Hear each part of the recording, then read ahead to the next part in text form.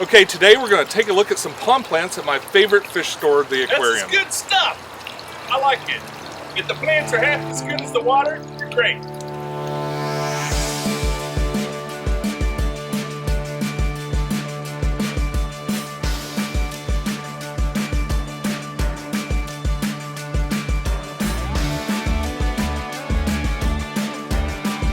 Hey YouTube, this is pecktec and I'm here with Leah again, here at the Aquarium of Knoxville, and we're going to take a look at their facility out back. They've got a wonderful facility full of pond plants, and I thought you guys might like to take a look and talk about some of our favorite pond plants.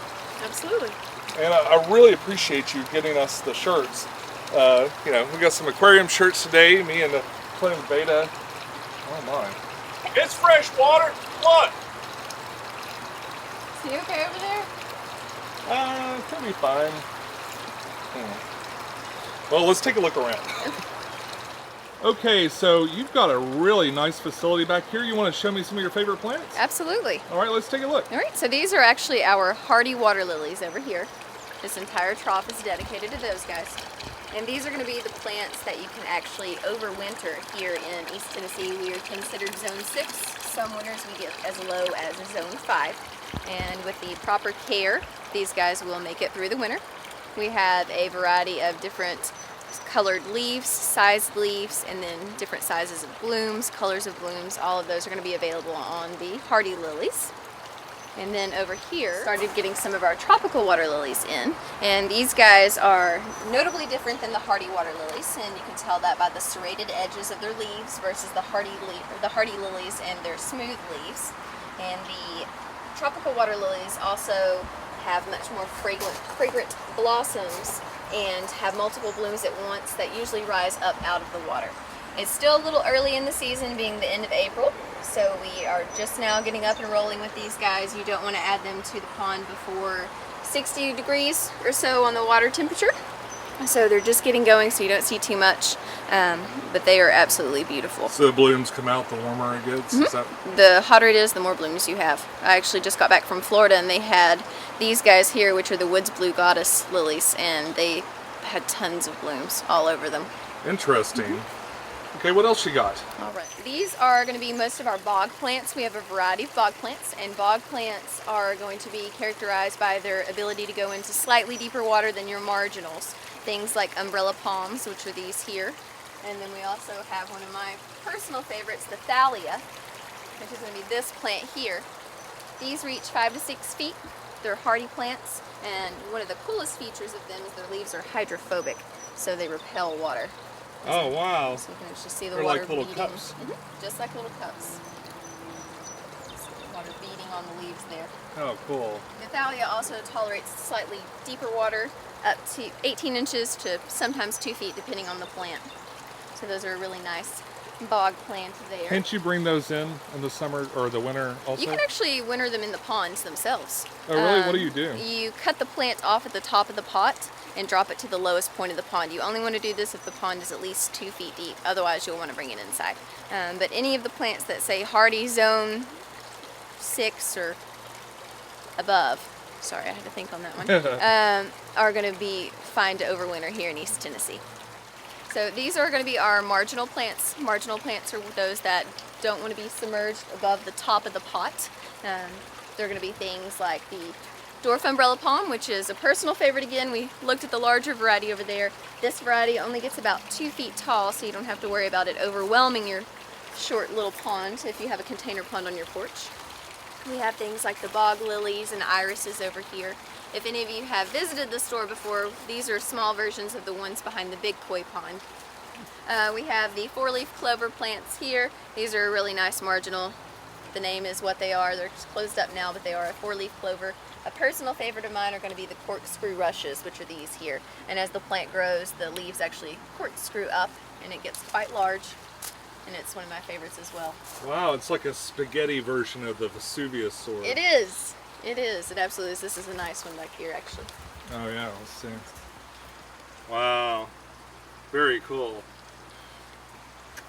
And would you put these plants, would they Are they immersive? Like they come out of the water? Is that right? They are. All these plants are going to come up out of the water. On marginals in particular, you want to make sure that the top of the pot is not covered. And oftentimes they'll put potting soil in these, so if you were to submerge them, not only would the plant do poorly, but the potting soil would float away. Oh, really? Okay. These are one of our most popular tropical plants, the water hyacinth. You want to check with your state and make sure that they are legal. They're legal here in Tennessee, but they do grow very rapidly in warm environments, so I believe they're actually illegal in Florida and some other states as well. Want to check on that first. But these are very popular, and the way that they reproduce is they get little babies on the edges. So we sell them 3 for $10 here at the store, and when you get 3, you're going to wind up with a garbage bag full by the end of the season. They just procreate like crazy. A lot of people will only get a few of them and have a ton of them. They're a great way to provide shade for your fish and keep algae down in your pond. They also have nice little purple blooms that are very fragrant and just add some character to the pond. I got some of these for my pond last year, and I was really impressed. And I think I only bought 3, and the whole pond was covered by the end of the summer. They grow rapidly. So these would be considered maybe an invasive species? Absolutely. And another good tip for any aquarist, whether it's a pond plant or anything else, is just not ever to dump these things in local water. Absolutely. Be it a fish, be it a plant, any of the above, always want to make sure that you dispose of it properly, and you can contact your local wildlife resources agency for that information. But do these don't last through the winter? They don't. They are unfortunately a tropical plant. I've had some people try to bring them into the garage and winter them over. They don't do well. They need a lot of sunlight. And unless you have an advanced hydroponic system indoors to be able to keep these guys at the temperatures needed, they're not going to do well. So if you want these things, it's better probably, if you live in this area, just start over. Just start over. And actually they make great compost. Really? We'll talk about bog filters here in a second, but these guys make a very easy bog filter for you. If your surface of your pond is covered by these at the end of the season, pull them all out, put them in your flower beds, cover them with mulch, and the way that they grew was by using your fish's waste and as nutrients. So essentially they are just packed full of all this nitrate and phosphate that your fishes have excreted over the summer, and they make flowers beautiful. I did it a few years ago, and my calla lilies bloomed all summer long. Wow, great idea. So this here is actually one of my favorite ponds to show off, and this is one where we have implemented the bog filter technology. And what bog filters are, or for those of you who have saltwater aquariums, they're basically the pond version of a refugium. And what refugiums are a chamber of water that have macroalgae growing inside them, and the idea is that the macroalgae grows and uses the nutrients from the fish waste, i.e. nitrates and phosphates, to grow. And when you harvest out that macroalgae from growing, it actually removes nitrates and phosphates from the water entirely, eliminating the food source for algae. Bog filters work much the same way. Here we have 3 different plants planted in here, and every time that we physically remove a plant because it has overgrown the area, we are physically removing nitrate and phosphate from the water that would otherwise make algae, like the single-celled green algae or string algae, anything that's going to cause muck in the pond from the water. The way it works is we actually have a pressurized filter here.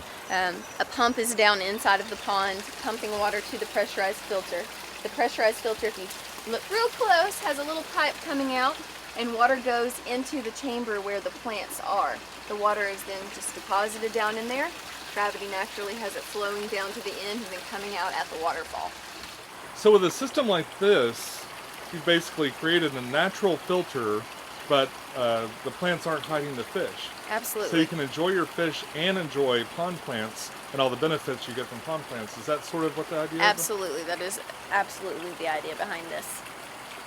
Okay, folks, and that's where we're going to end today's show. Thank you so much for showing us around the lovely facilities here at the aquarium.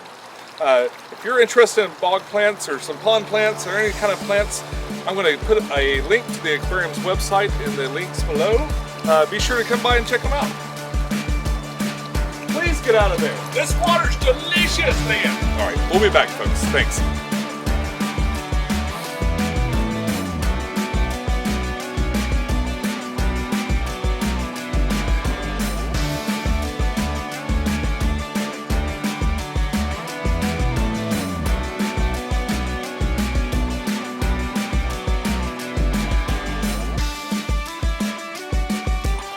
That's really not healthy. You shouldn't do that. Quit drinking This the water. is the best water I've ever I don't care had. how it tastes. Get up. Ever. Sorry, I'm really sorry.